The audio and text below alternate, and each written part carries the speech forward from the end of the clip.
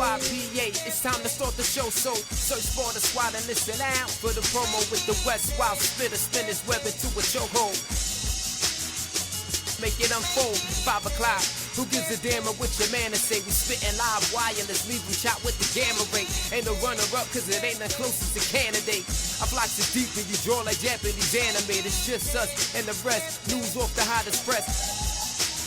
Kyle Holton, Philly West, reppin' with the legends, classic interview session, politics, sports segment, live phone, call up a question, it's the NYPA, 95 connection, real people, ain't no script and cue call for direction, just team on their grind time till it's all perfection, throw it past the satellite so you can catch reception, so touch ground with us, we kill challenges, and murder it for every number on your calendars, from west to the boogie down the Greyhound in this, we Google Spot, Anchor Podcast, pocket this.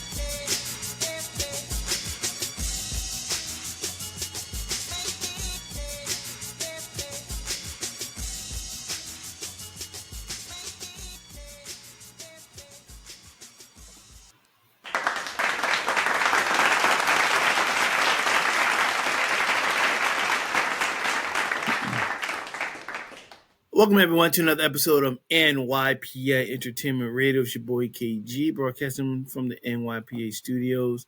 It's November. Daylight savings time is over. We're going into the holiday season, and already they just jumped over Thanksgiving and jumped straight into Christmas.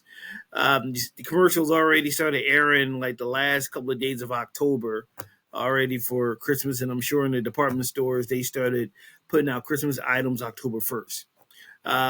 So it's being November means I'm a month away for ending NYPA Entertainment Radio. Like I said, it's the final season of this podcast, and I'm starting a new one in 2026. Who is Kyle Graham? As of right now, just hit the subscribe button on YouTube and Spotify for the final episodes of NYPA Entertainment Radio. And again, in 2026, Who is Kyle Graham? We'll be back here on this platform, Riverside.fm, amongst others, along with YouTube and Spotify. So it's a little bittersweet as I get closer and closer to closing the book on NYP and Team Radio, because I have to start all over again with Who is Kyle Graham.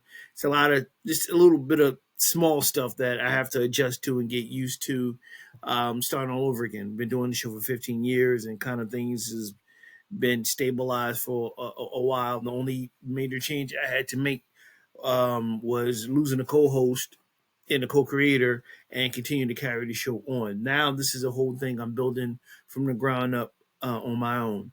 And like I said, it's a little, bittersweet with it happening, but it has to happen. And I think it's going to be a lot of fun with the ideas and plans I have for 2026 for Who is Kyle Graham. But until then, you get a chance to enjoy the next month or so of NYP Entertainment Radio before I officially close the books.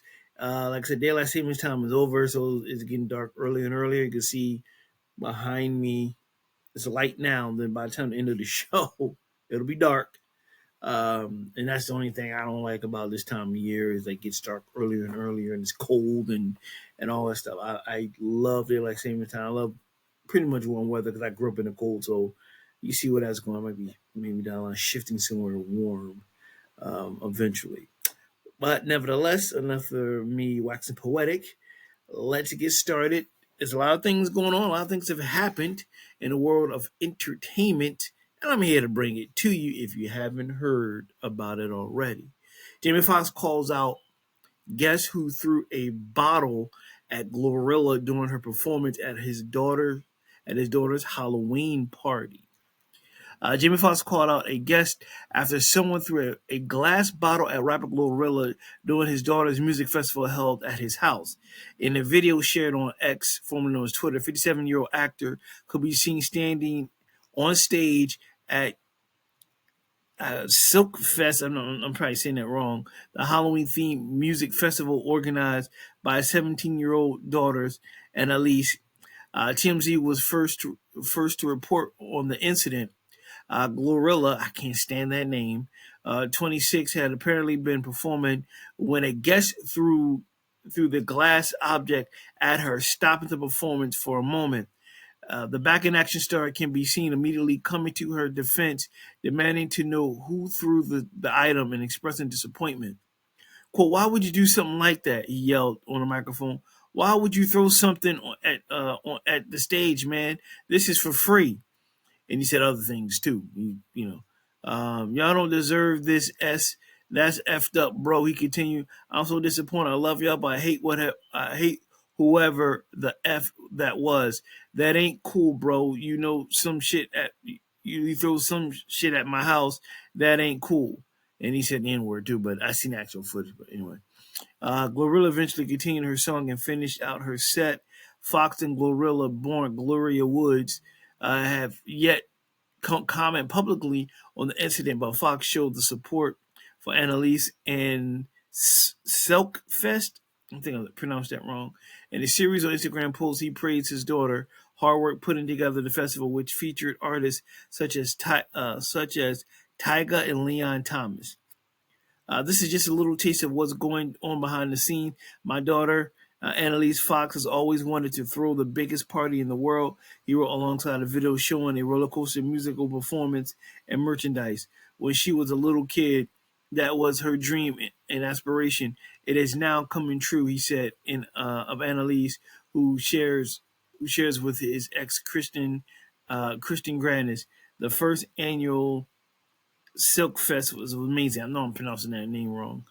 The incident comes 10 months after Fox was struck by a glass at his birthday dinner, which required him to get stitches. TMZ reported in December that the Academy Award winner was allegedly involved in an altercation at a Beverly Hills, California restaurant. A spokesperson for Fox told people at the time that the actor was hit with a glass during his birthday celebration. Jamie Foxx was at his birthday dinner when someone from another table threw a glass that hit him in the mouth, the spokesperson said at the time. He had to get stitches and is recovering. The police were called, and the matter is now in law enforcement's hands. I spoke about this before. When he in other situations and other concerts and things of that nature on this show, and it doesn't make any sense. What is your end game throwing things at someone else? Why would you throw glass at anyone, or but why would you do that? Why would what is the purpose of you doing that? Now, in this situation with Glorilla, it was free, so you got in for free, is there for fun, and you choose to throw something at her. Why? Like, what's your end game? Like, what is your end game? It doesn't make sense. Why would you do? You could have hurt her, could have hurt someone else. That doesn't make any sense. And then, this man opens his house up for you, and it wants you to come in and enjoy the show, and for free, and you throw things. Like, I don't understand that. You had a birthday party. Someone threw a glass. Like, why? This happens everywhere. In concerts, people decide to throw things. And I'm like, why are you throwing things at people that can hurt them? What is your end game? That doesn't make any sense whatsoever, to throw things at people randomly. Like, did you want to throw it to say, yo, I threw this because, like why? What is the end game? I don't understand. It incenses me when I read something like this. When someone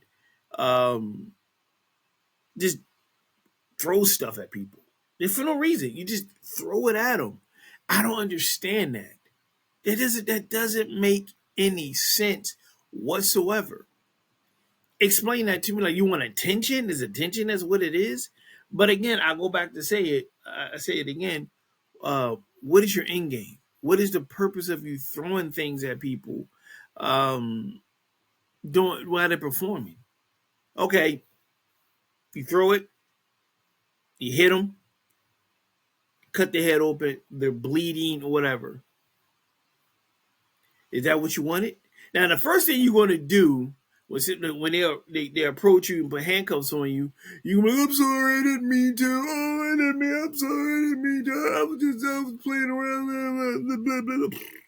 That's what you're going to say. You're going to be bitching big time. When it comes down to it at the end of the day, It just there's no need for that. There's no need for that. You don't need to throw. If you don't like that person, then leave. Boo them. But to throw something at them doesn't make any sense to me whatsoever. It really it just doesn't. Like the fact that you're just throwing things at them.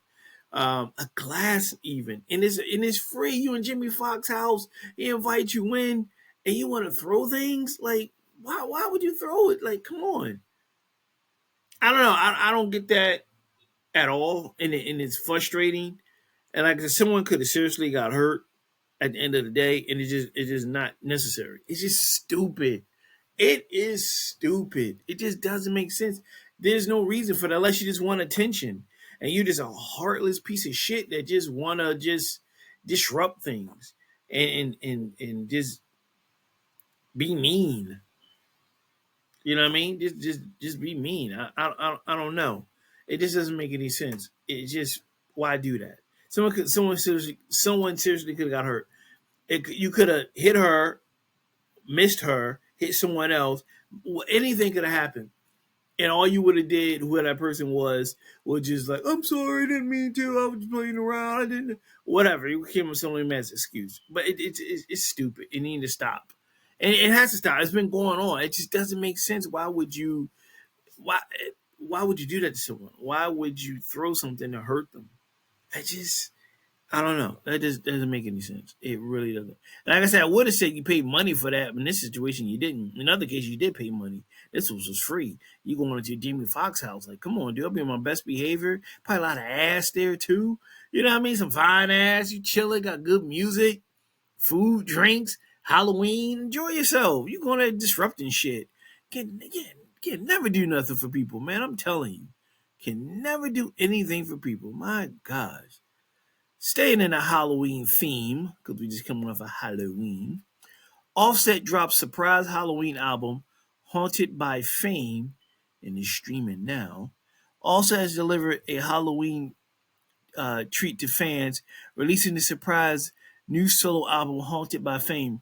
Releasing via UMG Recordings, Haunted by Fame features guest appearance from NBA YoungBoy, No Cap, and Lil Dump. These names.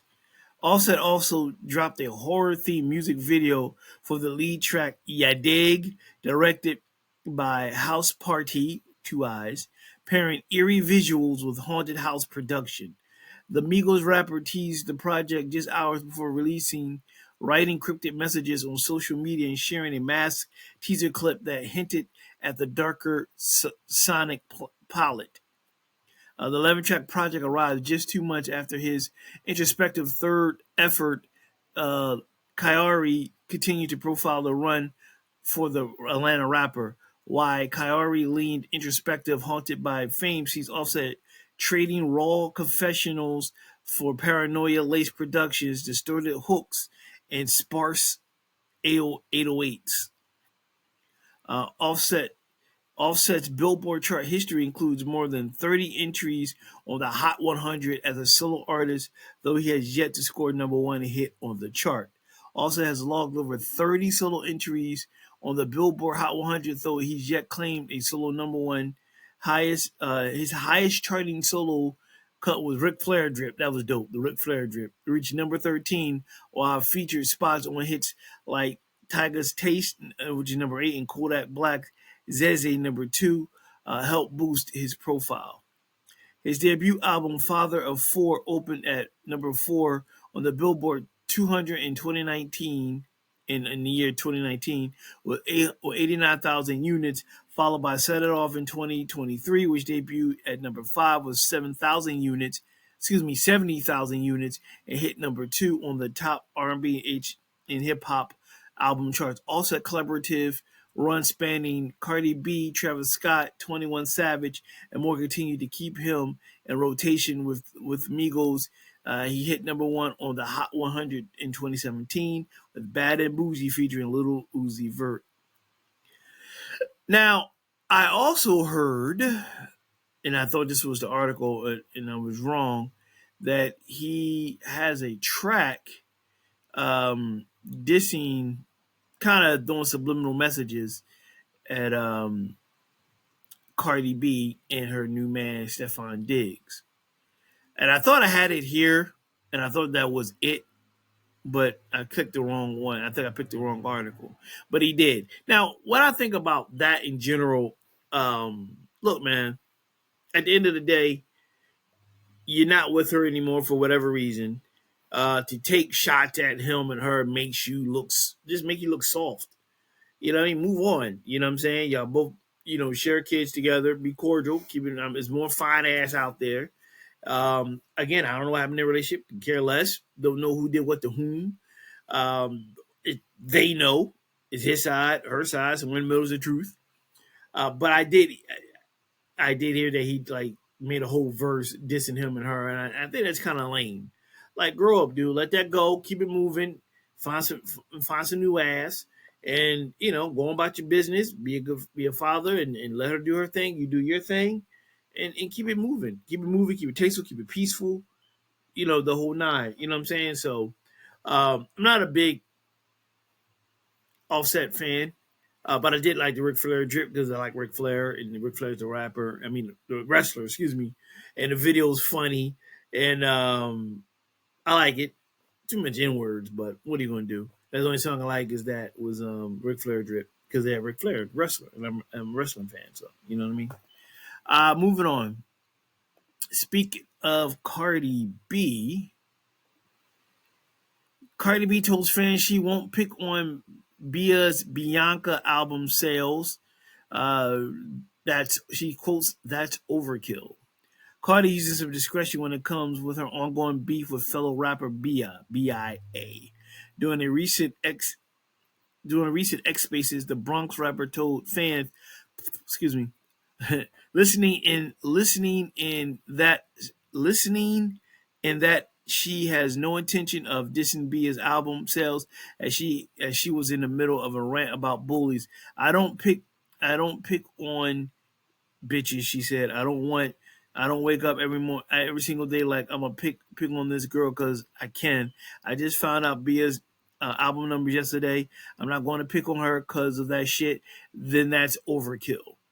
The two have been going back and forth since about 2024 when fans felt like the Massachusetts rappers sub Cardi on Drizzy's "Bitch Duh" remix where she rapped, "I hear bitches, I hear bitches popping shit, and that's so funny to me. How you say you running down? How you say you running down, but you can't walk on the beat?" In a supposed reference to a comment Cardi made during an interview about having a hard time catching the pocket of Ice Space Munch beat.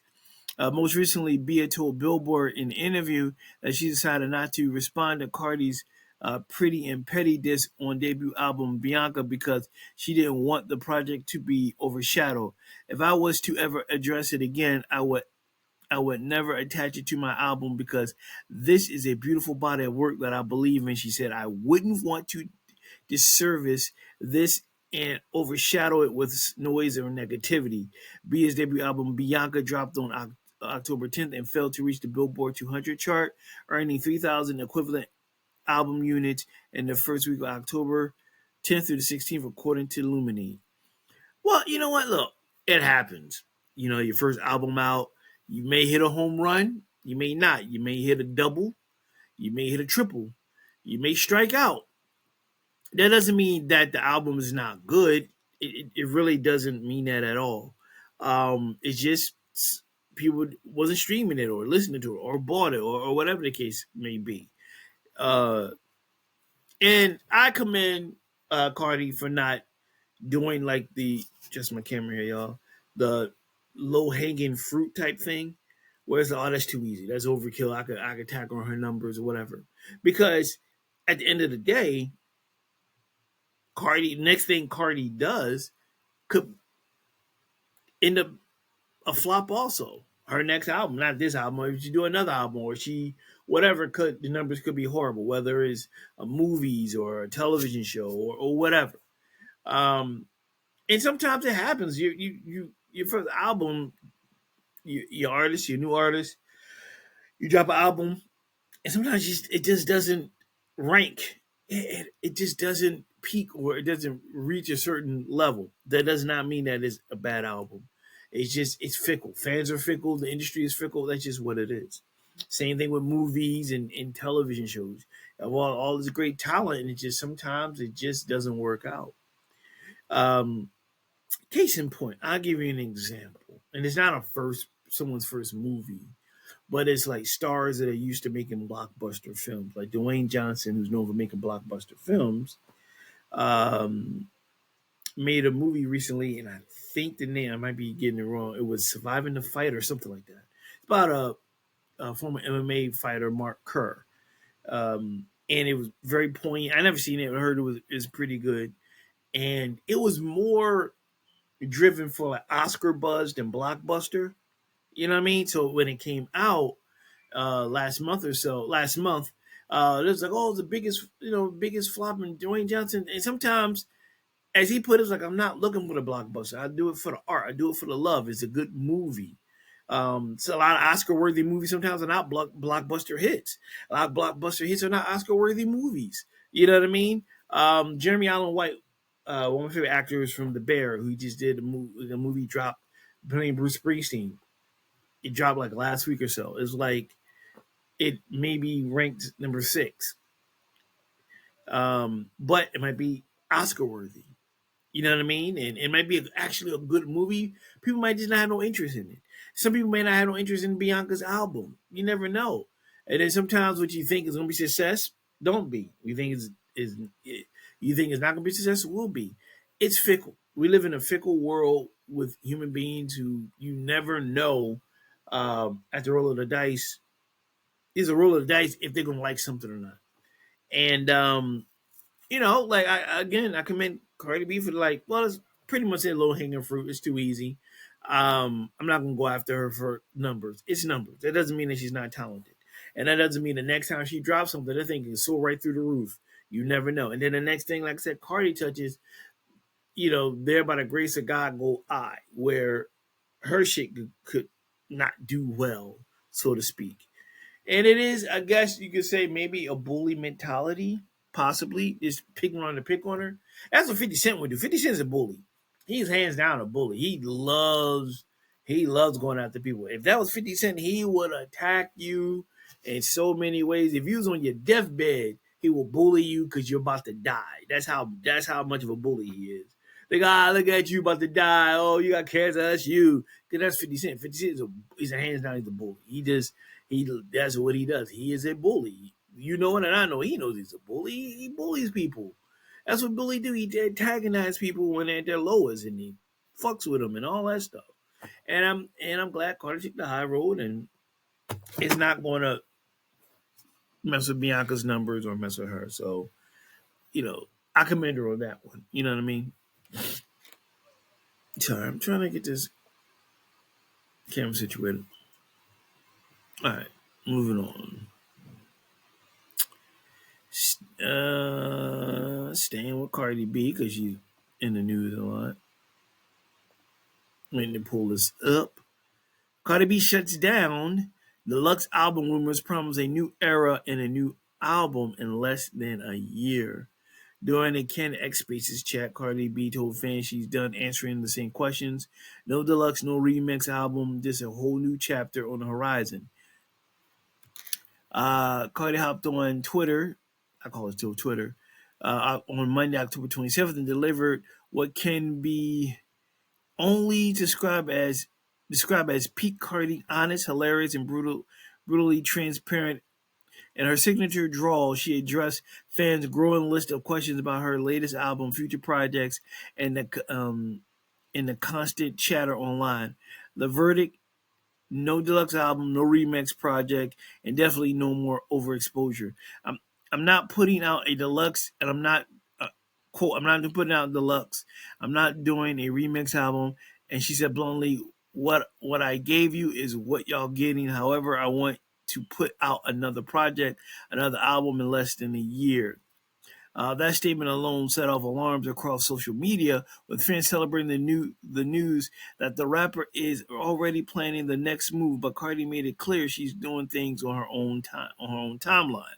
I'm going to give you two. I'm going to give you too much updates and too much things because I don't want other people to know my business like that. She said, "You guys been getting a little bit annoying with questions and answers, but because you've been doing really amazing promoting my album, I'm gonna answer some things.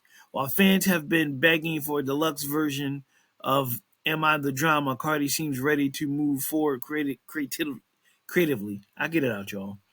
And personally, she revealed that her next album will mark a shift in both tone and subject matter. I kind of know what I want my next album to sound like," she explained. "I hope and pray that in the next year I don't have to rap about certain things that I rapped about on this album. I want to be in a better space with men. I want a new era, a new everything." She added that after her tour, she plans to completely reinvent herself. "I want new pictures, new videos, new vibes after tour. I want a new era. I feel like I'm a new person again." Cardi also addressed the chorus of fans asking why there haven't been more visuals to accompany the project. I did two music videos, Imaginary Players and Say," she reminded listeners, "but it wouldn't have made sense to do another because I didn't know which songs y'all were going to pick. Who knew y'all were going to love Every Time and Check Please and Magnet? Hmm. I wouldn't have known that." Still, she assured fans that more visuals are coming, just not immediately. "As soon as I drop the baby, we already have concepts for certain music videos," she said. It's just depending on how everything goes after I give birth." She also hinted that being off her feet lately has her doing plenty of meetings all day long and talking about the next phase of her career. If there's one thing, there is one things we've learned about Cardi B is that when she says she's starting fresh, she means it.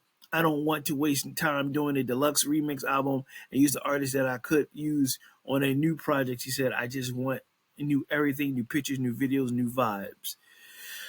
Now, I just said that with her new album, which she tried to do within a year, um, the new era, the new me, the new this and new that.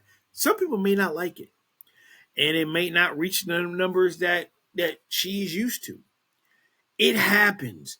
Again, fans are fickle, things are fickle. It's whatever the case may be. So I can see like, all right, I'm not gonna go after her because they're by the grace of God go out, like I just said recently.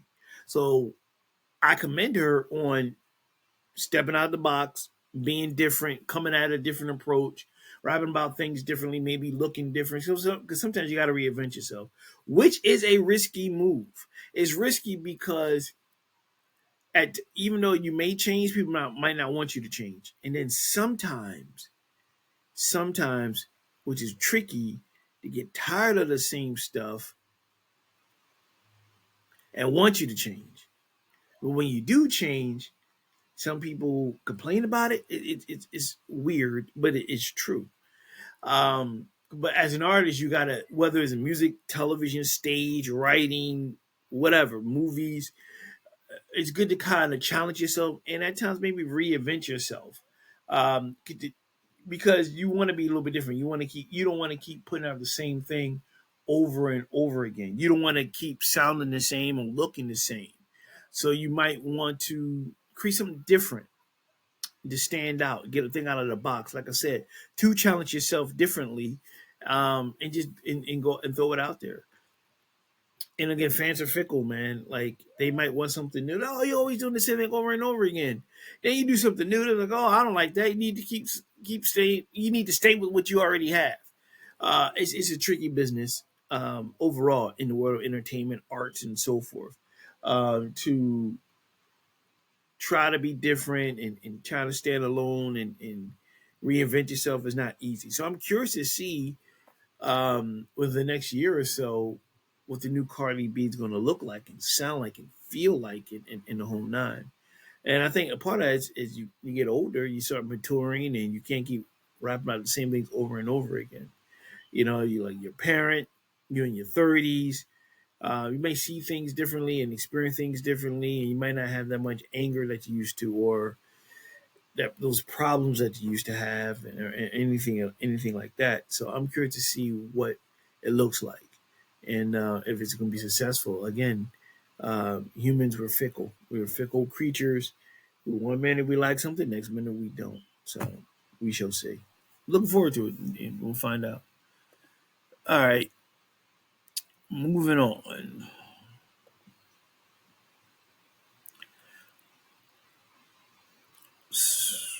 Wanda Sykes reveals Will Smith called her to apologize for the Chris Rock Oscar slap. Wanda Sykes is recounting her experience with the infamous moment Will Smith slapped Chris Rock during 2022 Academy Award, and revealing that Smith did in fact offer her an apology over the ordeal. The topic came up in a Variety profile published this past Monday, October 27th, amid discussions about the end of her Netflix series, The Upshaws. Sykes was asked about hosting the Oscars, which interviewer Salome Halou noted is usually a career highlight for stand-up comedians. And quote, I forgot about that, Sykes, who's 61 years old, responded. Sykes co-hosts the Oscars for that year with Amy Schumer and Regina Hall, but too many, including Halou, their time on stage was overshadowed by the moment Smith slapped Rock after Rock made a joke about Smith's wife, Jada Pinkett Smith. Quote, I mean, I love working with Gina Hall and Amy Schumer, but like you said, it got overshadowed, so I recall. When asked how she looked back on the evening, people talked to me about that night without even mentioning, "Oh yeah, you hosted, right?" Like I was in the audience or at home watching TV, but I was there. The comedian then admitted that Smith did reach out to her to apologize for the incident, but the two never spoke. He called. I had COVID or bad cold. She said. She told Variety. I just text to say, "Hey, I got your message. Thank you. I can't talk, but he did call." In a previous conversation, Sykes had claimed that she hadn't heard from Smith. No one has apologized to the host, and we worked really hard to put that show together, she said during an interview with Ellen DeGeneres on the Ellen Show in March 2022. Rock Sykes went on to say did apologize to her for the incident at that year's Oscar after party, though in her eyes that wasn't necessary. I was like, "Why are you apologizing, Sykes?" He was like, "It was supposed to be your night, and you, Amy, and Regina were doing such a great job. I'm so sorry of this. I'm so sorry. I'm so sorry. This is now going to be about this," she said at the time, because that's who Chris is.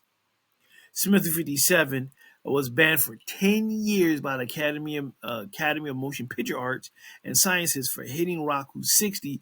During the 2022 ceremony, the organization decided that the Bad Boys actor was not to be permitted to attend any Academy events or programs in person or virtually, including but not limited to the Academy Awards, per a letter it released in April of that year.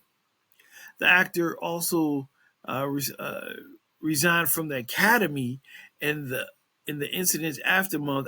Has a in the incident's aftermath has apologized multiple times for his actions, including to Rock. Quote, violence in all its form is poisonous and disruptive, Smith wrote in part on Instagram. My behavior at the Academy Awards was unacceptable and inexcusable. Jokes at my expense are part of the job, but a joke about Jada's medical condition was too much for me to bear, and I reacted emotionally. I deeply regret that my behavior has stained what has been otherwise a gorgeous journey for all of you. Said, I'm a work in progress. Several months after the incident in July 2022, Rock said that although the slap hurt, he was not a victim. Um,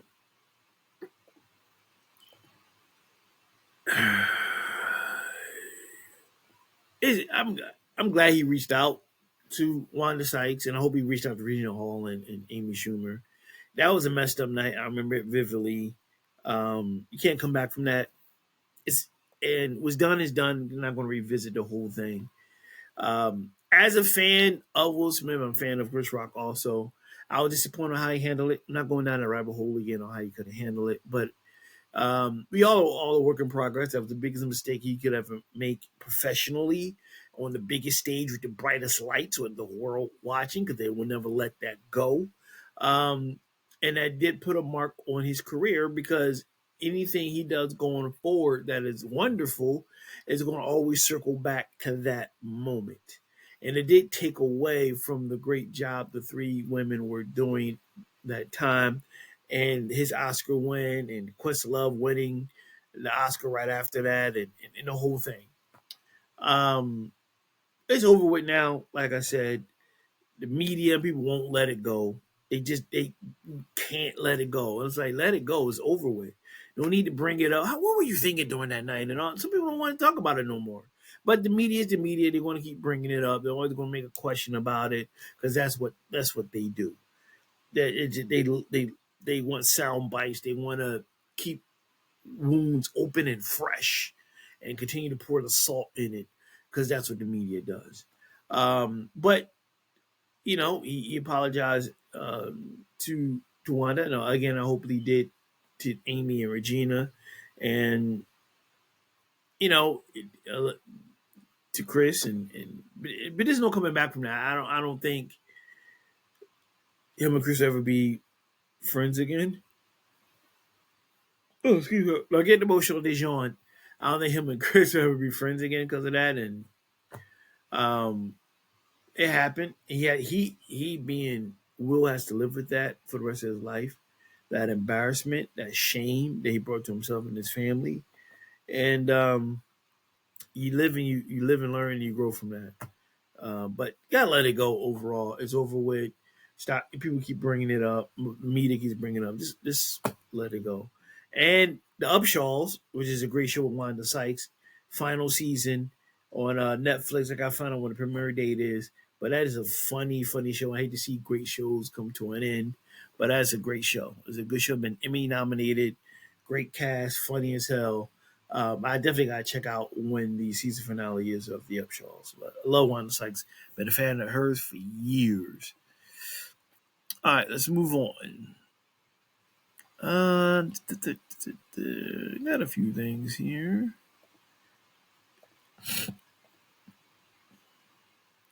While Lil Wayne was absent from Cash Money versus No Limit Records, No Limit Records versus battle. So it states rapper BG is revealing why Lil Wayne was not present in the Cash Money Records versus No Limit Records versus battle. Wayne was absent from the hit-for-hit competition between the two iconic hip-hop labels during ComplexCon in Las Vegas last Saturday, October 25th, prompting questions from the fans. In an interview with the Breakfast Club this past Friday, October 31st, BG said that Wayne was not feeling well and had to go to the hospital, leading the MC to pull the plug on the appearance that night. Quote, Shorty wasn't feeling good, man. He had a concert at Dre's the same night, and he canceled that as well, he explained. BG as well as rappers Wayne, Juvenile, Turk are members of the hip-hop group from New Orleans, the Hot Boys. They are known for their song "I Need a Hot Girl" and "We on Fire." Quote, like I told him, we ain't spring chickens no more, man. He later added, you gotta make sure you get your rest and make sure that your body and health are just all well intact. Um, let me see. Okay. Millennials expressed their excitement on social media when Versus announced its return from a years-long hiatus. The music platform was created by industry giants Swiss Beats and Timbaland. At one point during the battle, Cash Money did play Wayne's chart-topping song "Amele," with the Juvenile rapping some parts of the lyrics. Fans chimed in on social media A viewer slated on X, I wish Lil Wayne would have showed up to VERZUZ battle. He was the energy they needed. While on the program, BG explained Swiss' reaction to Wayne's absence at the battle. Swiss was, even hurt behind it because that's the reason Swiss pulled the trigger on it because Wayne agreed, BG said, alluding that the Lollipop rapper played a role in orchestrating the event. I didn't see it. And I knew he wasn't there, but I did say on this show a couple episodes back when I spoke about it, I was like, well, that'd be dope to have him there. And No Limit did what I thought they would do. They brought out Snoop Dogg, Snoop Dogg, what the fuck? He came out, he stole the show. And it would have been dope to have Lil Wayne there, also going back and forth with Snoop doing their thing. But look, life be life, and health issues come up. Trust me, I know. I'm at the tail end of mine right now, so I get it. I understand it, and you got to look. You have to look after yourself first. You getting older is a priority to check your health and make sure everything is fine and everything. So I get it. And I understand the disappointment of him not being there because he's definitely the guy from not No Limit, from Cash Money. But getting emotional, I'm yawning. My apologies. It would have been cool to have him there, man. It really would have been dope. I think he would have, along with Snoop Dogg, stole the show. And I think that's their biggest gun that they have. Because No Limit, they got Mystical. They got, of course, Master P. They got Snoop Dogg, Mia X. So you got some weapons there. But their biggest gun of them all on their side is Lil Wayne. So, I understand the frustration by the fans and Swiss Beats and all that. But life be lifing. And when your body and your mind is screaming at you and telling you need rest and you need to get looked at or something, you need to listen to it. You have to listen to it as you start getting older. You need to. And sometimes you might sacrifice, you got to step away and cancel shows and all that stuff. You look at the big picture so you can be around for other shows and other concerts and whatever the case may be. So I get it. I understand. And it happens. People get sick. People just become, under the weather or whatever's going on in their bodies and so forth. So it would have been dope to have them there. So, and I understand the frustration, but it happens, man. You gotta take care of your body. You gotta take care of yourself, and that comes before anything else. We want Wayne to be around a long time, to do great music and be entertaining and so forth. You want him around. He's still young, and you gotta answer the call when your body and your mind is like, I need a break. I need to be checked out. I need to relax and so forth. So yeah, I get it. All right. Let's see what I got for you. Cameron sues J. Cole over Ready 24 collab as he claims he's owed $500,000 in royalties. In December 2021, Cole's 40 years old, Cameron's 49. Let me back up. In December 2021, Cole's 40 asked Cameron, who's 49, to work with him on another song for a future album, and the Hey Ma rapper agreed on several conditions. He would have control over the final song as well as proper credit, and Cole would collaborate with him on a future project, either a new single or an appearance on Cameron's podcast. It is what it is, according to the complaint, which was obtained by this article. In June of 2022, the musicians recorded Ready 24 together, which featured lyrics written by Cameron at Electric Lady Studios in New York City. I've been there. It's a dope-ass place. In the filing, Cameron alleged that he told Cole during the recording session that he would not authorize the song release until Cole joined him on a future project, to which Cole allegedly agreed. 2 years later, with Cole having refused to honor his agreement to collaborate with Cameron on either a single or in the podcast. Defendants nevertheless released Ready 24 on the album Might Delete Later, the filing of the lawsuit says. A rep for Cole did not immediately respond to this article. Cole released the Might Delete Later mixtape in April 2024, though Cameron claims that he has not received any royalties from the song and is owed at least $500,000.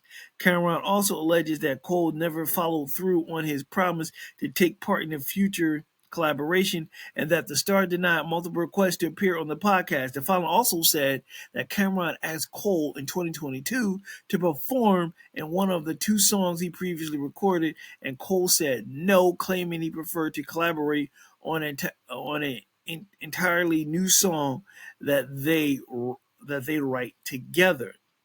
The collaboration never materialized despite due requests by plaintiffs, the filing said. In addition to the $500,000, Cameron is asking for attorney fees and any further relief as the court deems equitable and proper.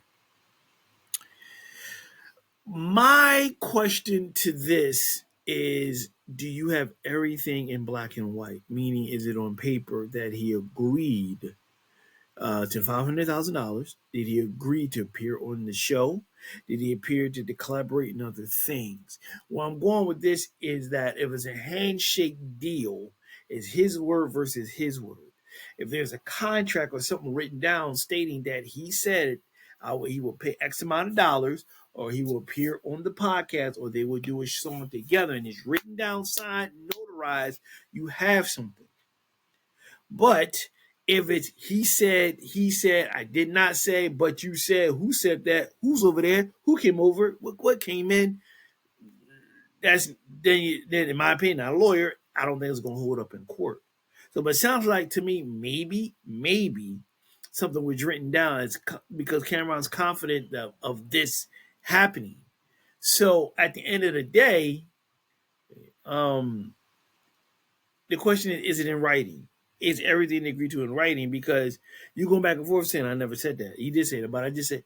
So I wonder if it's in writing that he agreed to everything that Cameron has stated. I think if that's the case, then he has a case and he may win. If it's not in writing, I will believe that it's hard to give the judgment to any one of them because it's not in writing. Again, I'm not a lawyer. I'm just, my opinion, I'm thinking if there's a contract, something in writing, you should honor it, but maybe, who knows? But it's going to be interesting going forward how this is ruled, because the key question I have, was this written down?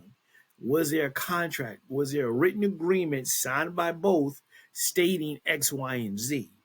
That is the key right there. So we'll find out when this goes to court, how it ends, if it's like that. Will they settle out of court? All types of stuff, but like I said, I'm not a lawyer, obviously, but I'm just thinking it would be obvious to have it in writing. They both signed off in an agreement. There you go. So we shall see. Let's see here. Last but not least, Nas and Resorts World NYC commit $2 million to build a hip hop museum in the boogie down Bronx, my home away from home. Hip hop artist Nas and Resorts World New York City has announced a combined $2 million donation to support the construction of the hip hop museum in the Bronx, according to a press release. The announcement was made during the museum's second annual benefit gala and reflects Resort World's 15-year record of supporting cultural institutions across New York City's five boroughs. The contribution will support the museum's ongoing capital campaign as it moves towards a 2026 opening located at 585 Exterior Street within the Bronx Point Complex, a mixed-use building that includes affordable housing, public spaces, and cultural facilities for the Bronx Times. The Hip Hop Museum is intended to serve as a center of community education and preservation of hip hop's global legacy. Quote, hip hop has always reflected the culture of New York City from its emergence in the group of emergence in the Bronx um, to Queens own. Let me read that line again. I like how it sounds.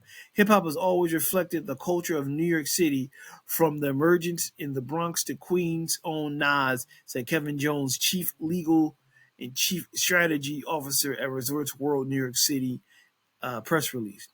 At a previous reported in 2024, Nas has partnered with Resorts World and its parent company, Gentine Americas, on a $5 billion expansion plan in Queens.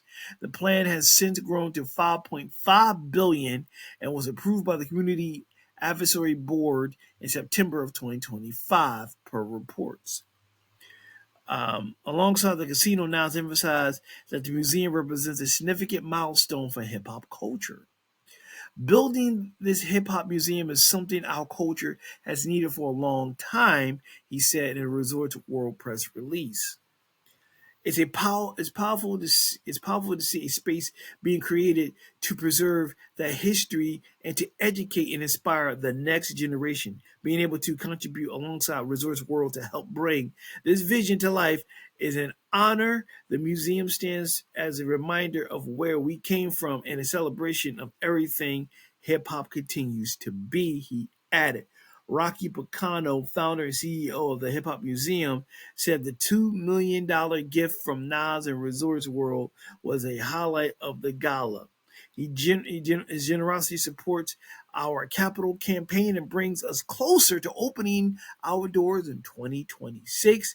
Nas is leading by example, which inspires others to preserve hip hop's global legacy and to help us celebrate and protect the powerful culture, Bacano said per the release. That's dope, man. I mean, that's dope to have the museum. Of course, the birthplace of hip hop is the Boogie Boogie Down Bronx, and Nas is doing this thing, man, with the casino and having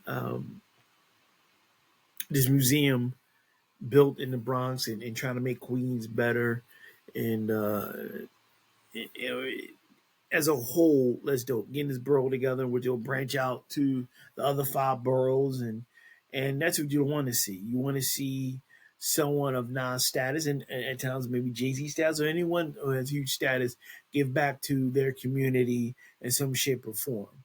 It doesn't always have to be televised or advertised or anything like that, but it's good to see that someone at that level that he is to give back. And I think to have the hip hop museum, a legit one in the Bronx, um, will be. And they tried it before with exhibits and stuff like that, but I think this is dope, man. This is what you got to do, and have it like a building, a mainstay, and people from all over the world can come and look at the history of hip hop from from beginning from the '70s up until now, and to see different articles of clothing and awards and plaques and busts of people. Um, you need that. You have uh, to have that museum would be something that is that'd be awesome. I definitely would check that out. Um, just imagining just the type of artifacts you'll have in there from hip hop, plaque records, contracts, stuff like that, stories, people telling behind the scenes stories of what's going on, people who actually lived through it. They could be there. You never know.